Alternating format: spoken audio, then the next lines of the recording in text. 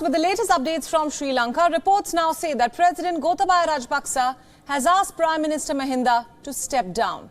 The request came at a special cabinet meeting in Colombo. He was supposedly asked to make way for an interim Prime Minister. The senior Rajapaksa had initially resisted calls from the opposition to step down, but now it seems that the public pressure is getting to the president. Remember, Mahinda is the elder brother of President Gotabaya Rajapaksa. Mahinda himself served as the president of Sri Lanka from 2005 to 2015. The two brothers have dominated nearly every aspect of life in Sri Lanka for almost 20 years. Until recently, they controlled 75% of the country's budget. Together, the Rajapaksa clan has been accused of creating the economic crisis in Sri Lanka. Earlier today, the Deputy Speaker of Sri Lanka's parliament stepped down. His resignation came just hours after his re-election on Thursday. There have been a lot of updates in the last few days. So let's now bring you up to date with the recent events. First, there were island-wide protests calling for the resignation of the Rajapaksas.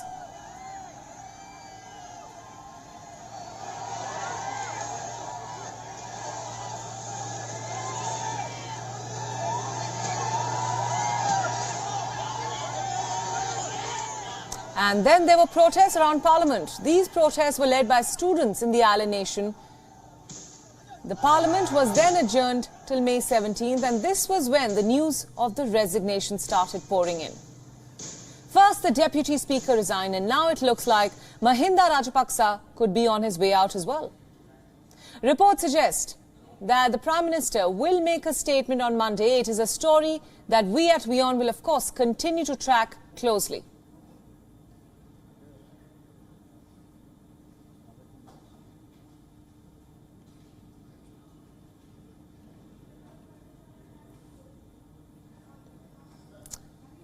And now for a better understanding of what's actually happening in Sri Lankan politics, joining us now is Shanakiyan Rasamanickam, a Member of Parliament. Thanks so much for joining us, sir. My first question to you, the world has been watching the economic crisis unfold in Sri Lanka, followed, of course, by a political turmoil. And now sources say that the Sri Lankan president asked the Prime Minister, Mahinda Rajapaksa, to resign. Can you confirm this, and what lies ahead?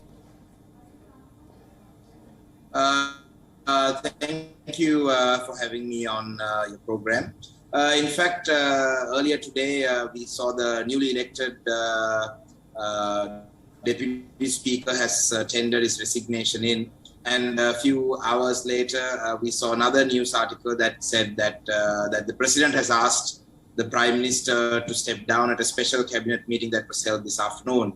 And just 15 minutes ago, the Prime Minister's office has issued a statement saying that the Prime Minister has no plans of stepping down and that the President has not asked him to step down.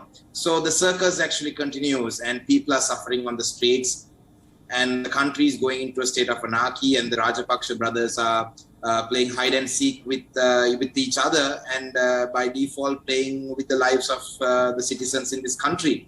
And protests are now getting out of control. Today we saw protesters holding some members of parliament hostage within parliament, and certain parliamentarians were confronted by the protesters. So things are not looking great for Sri Lanka at all, especially with some of the members of the government who claimed that they were going to be independent, double-crossed the opposition and the public of this country by joining with the government and voting in favor of the Deputy Speaker who just resigned and got elected 2 days ago. So the country is heading towards a state of anarchy, and we as opposition MPs are most certainly worried about the situation. Right. Now you're saying that the Rajapaksa brothers are playing hide and seek. The country is headed towards anarchy. All this political upheaval isn't going to resolve the economic crisis that is affecting the people of Sri Lanka. And they are protesting. We are seeing visuals of them taking to the streets. Tell us more about what lies ahead for the Sri Lankans.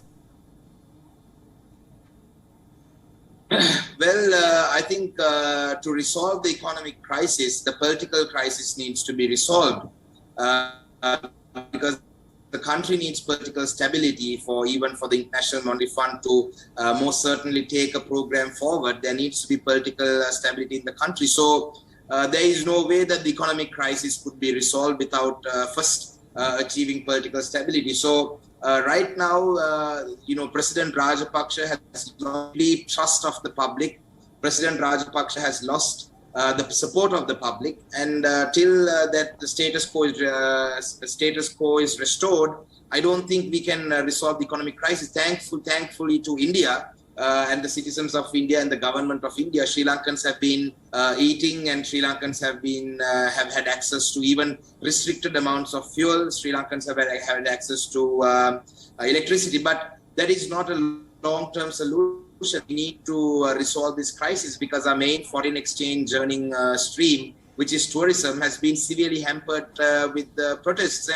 And the solution for this is not for the protests to stop, because what the protesters are demanding is most certainly fair, because the person who was in charge of this economic crisis, the person who caused this economic crisis due to very poor management of the country's finances and the foreign reserves, and for very poor decisions that were taken, economical decisions that were taken, such as the fertilizer ban and such as not seeking the help of the IMF. So, the economic crisis cannot be resolved till the political crisis is resolved. So it's a very worrying situation. Right. Thank you so much for all those insights, and thanks for speaking to us at WION World is One. WION World is One is now available in your country. Download the app now and get all the news updates on the move.